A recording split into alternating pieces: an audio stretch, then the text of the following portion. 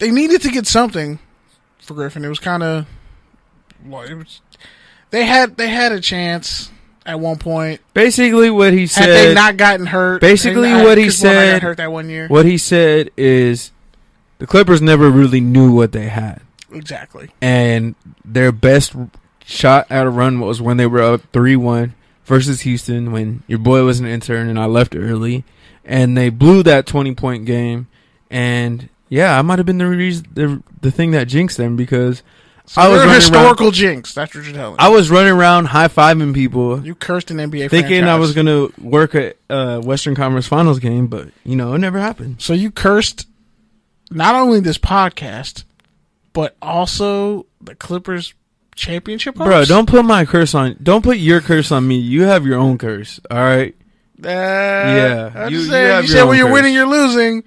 You said that in the group chat that night when the Clippers lost, and we were in the newsroom watching them lose. I'm pretty sure I didn't. You have really that spazzed out that night. You spazzed out that night in that group chat when the Clippers were losing. You called. I think you're talking about a different finals, a different playoff collapse. No, when they collapsed that year, you were like spazzing out horribly. No, I think you're talking about the next day. You came in and you just, oh man, it was hilarious. It was blind rage. It was blind rage. Yeah, man. The other thing he talked about was Blake Griffin's legacy because KB's trash, and he asked him about that. And what he said was, it really depends on this next phase of his career if he can really refine his jump shot and his perimeter game. Because he's not a Hall of Famer at this state, but he's so much of an exceptional talent that this can't be it for him with the Pistons. And then KB also threw him a softball pitch with the whole Donovan Mitchell, Ben Simmons question. Because he's not really a rookie, and he agreed with me. Well, what he said was... Kind of. Yeah, kind of. He agreed with both of us, but kind of. He pretty much said he would take Ben Simmons, right? No, he said Mitchell definitely had a dominant, like for a first-year player and where he got drafted, it was dominant. But Ben Simmons really is the future.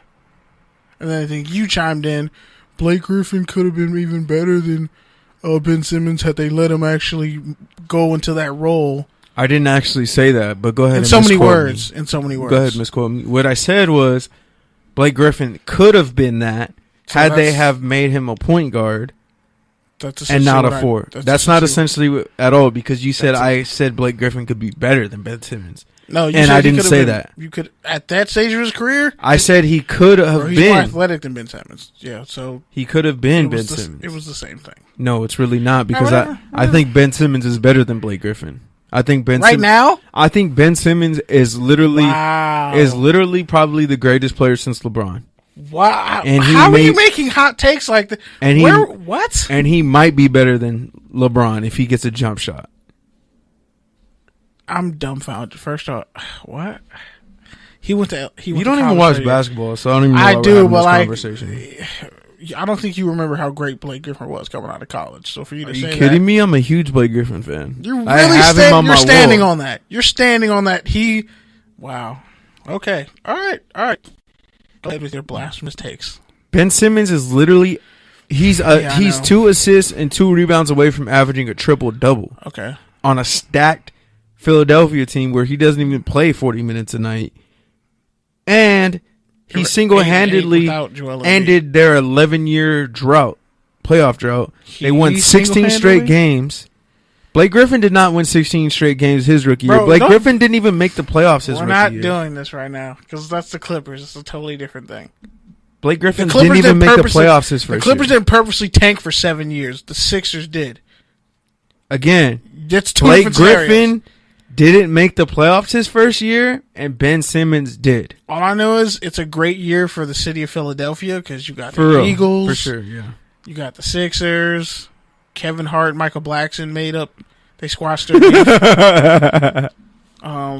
Meek Mill, his situation is really sad, but he should be getting out. That's KV's popular culture rundown. I'm gonna let you live over there with that.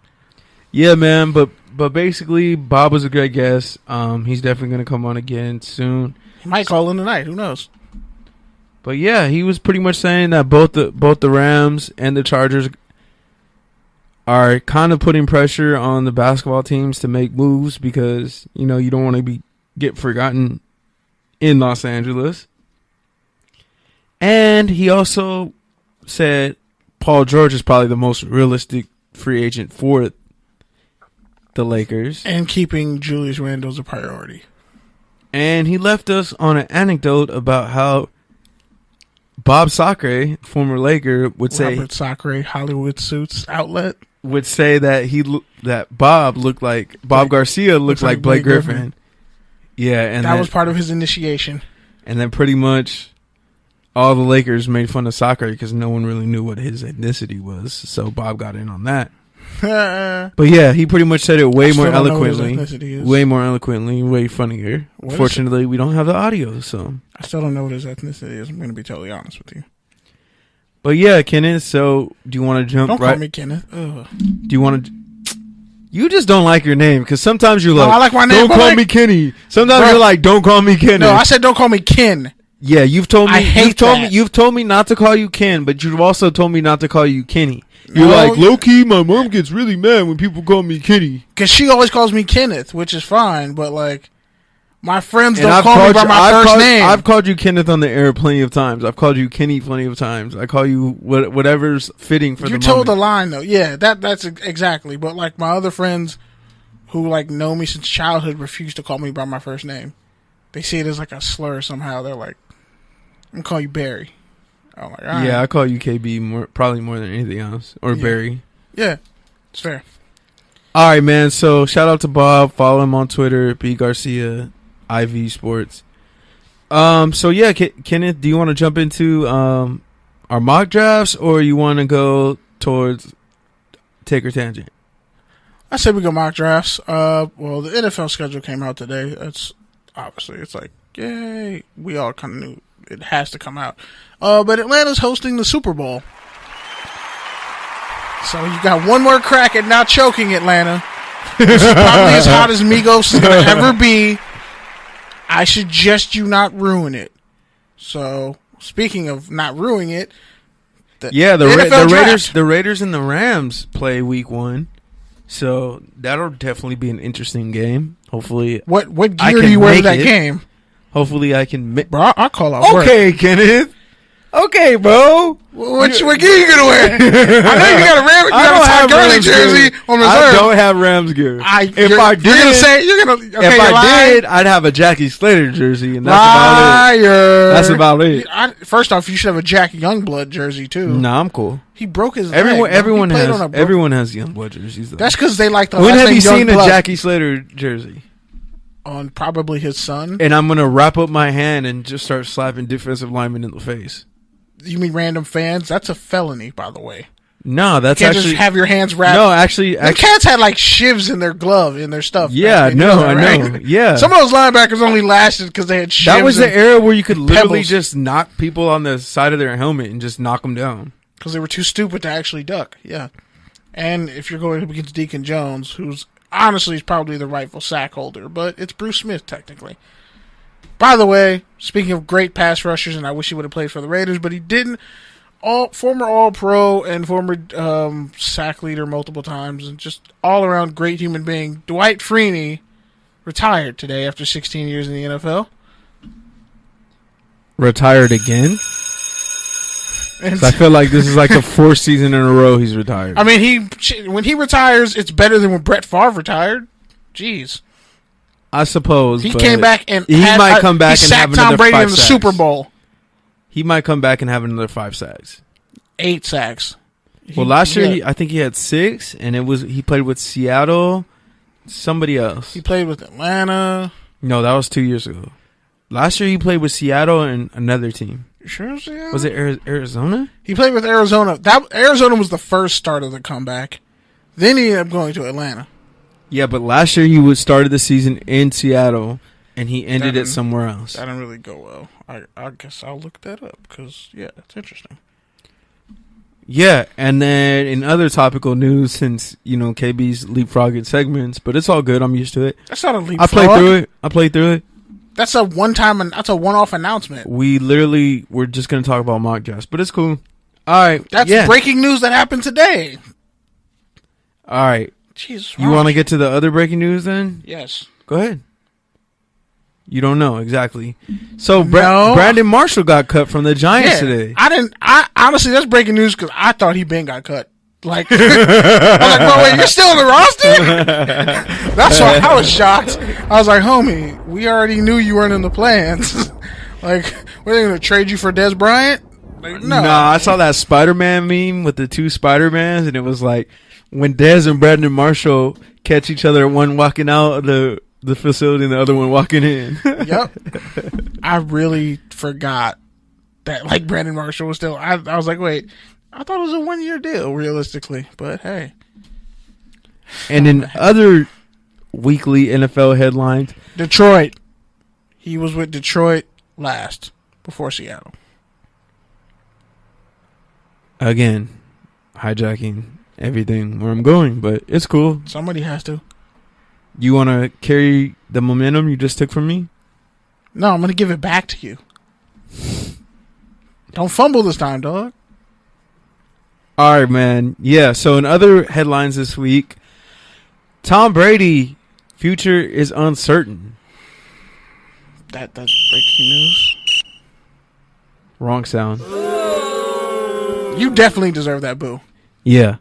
I was trying to boo because we all know Tom Brady's playing next year, but for whatever reason, Adam Schefter decided to tweet out that Tom Brady has not committed to playing next year, and some teammates believed it and were like, yo, it's good, Tom. And others were like, nah, I know Tom's playing this year. To add to that, to add to more controversy and slight tension between, I guess, Brady and maybe Kraft and maybe Belichick, Gronkowski decided he's going to come back.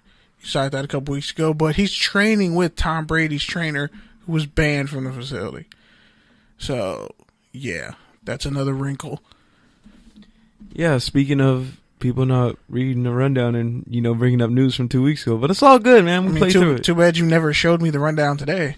It's literally the same as yesterday, except for the 3 headlines that happened today. But it's all good, man. It's not on the rundown. I'm used to it. I'm used to it. We're like 70 I'll take a picture of it. It's not on that piece of paper.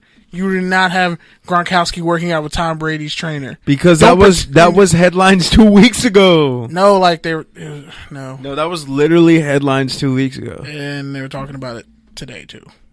And this week. Yeah. Because it's filler to the Tom Brady story. That's all I was giving was background information for people who didn't know. Why are you such an ass today? Oh wait, no, it's always.